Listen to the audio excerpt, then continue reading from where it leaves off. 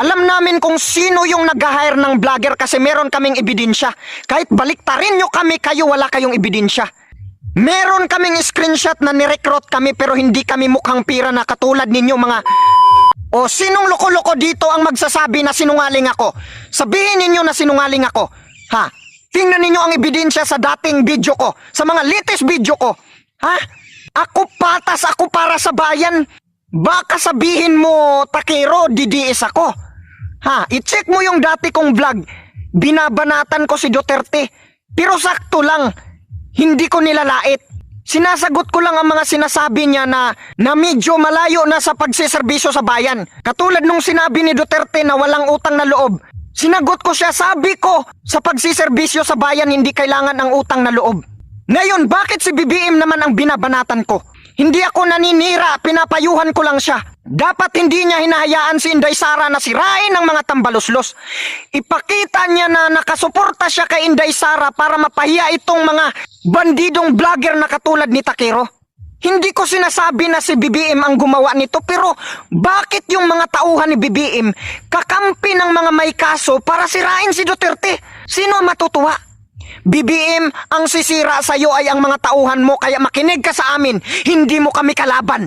Pinapayuhan ka lang namin. Kung gusto mo na maging kaibigan ulit tayo, mapapayo ko lang sa iyo, kontrahin mo ang mga kabinete mo na traidor. Dahil sa kanila, nagagalit ang taong bayan sa iyo. Yung mga tauhan mo ang sumisira sa iyo. Kung hindi ka uto-uto, kontrahin mo yung mga kabinete mo na traidor. Huwag mo gayahin si Aguinaldo na sumusunod sa mga kabinete niya na mga traidor. Mahal kita BBM, pero sana lang huwag kang maniwala sa mga vlogger na kunyari nagtatanggol sa'yo. Pero mga bandido pala, pinapalala lang ang away ninyo. Pinapalala lang ang gulo ng Marcos at Duterte. Yan ang totoong pagkaistorya dito. Si Binbarubal ang binabanatan pero ako ang sumagot. Makikita ninyo ang unity ng mga Bisaya katulad ni Lapu-Lapu. Hindi katulad sa mga Katagalugan na maraming mga traidor. First time ko magalit ng ganito. Pakishare ng video ko sa Malacanang para mapanood ni Presidente. At sa mga supporters ni Takiro, mahal na Pangulo, ipakita mo ang suporta mo kay Inday Sara. Huwag mo suportahan ang mga naninira sa kanya para mapahiya sila. Gusto ko magkaayos tayo BBM. Pero nang dahil sa ginagawa ng mga nagpapanggap na taga-suporta mo, ng mga vlogger mo, lumalayo ang loob ko sa'yo. Kaya dapat gumawa ka ng aksyon dito. Hindi ko gusto ang gulong ito.